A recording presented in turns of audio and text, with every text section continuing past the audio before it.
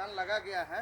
इस गोभी के बागान में हमारे तिवारी सर इसका निरीक्षण कर रहे हैं और हम पेशे से डॉक्टर राकेश राज बिहार से हैं, लेकिन इस जनरेशन और फार्मिंग के थ्रू मैं ये चाहता हूँ कि ये देश कल्याण का काम है और जो रंधावा जी ने इस काम का लक्ष्य उठाए हैं उसको मैं तहे दिल से धन्यवाद देता हूँ। ठीक है, अवतार सर भी है इसमें मिले हुए, ऋषि जी भी है, हमारे परमार जी भी है, ये सब लग के भीड़ के काम कर रहे हैं। देश की स्वास्थ्य के लिए बहुत बड़े लेवल पर यूथ स्तर पर काम कर रहे हैं। जो आज के डेट में हर लोग चाहता है कि जहर मुक्त खेती। अब हमारे तिवारी सर इसके बारे में बताएंगे कि जनरेशन ऑफ फार्मिंग खेती करने से आगे फ्यूचर क्या होने वाला है। Please continue sir.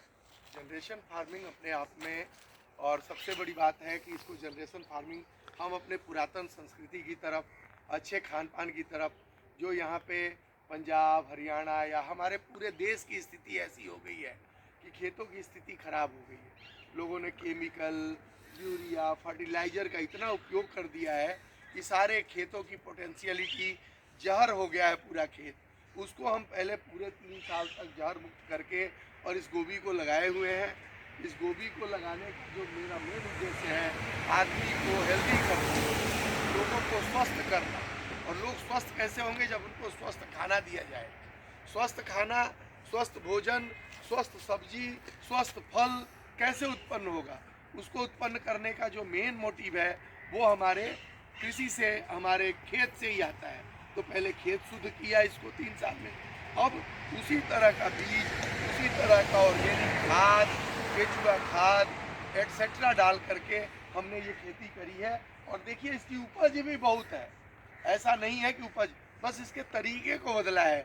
इसमें पानी कम से कम यूज करके पानी की भी बचत की सोची है। तो हमारा ग्लोबल वार्मिंग जो हो रहा है उसको भी ध्यान में रखा है, हमारा हेल्थ का जो नुकसान हो रहा है उसको भी हमने ध्यान में रखा है।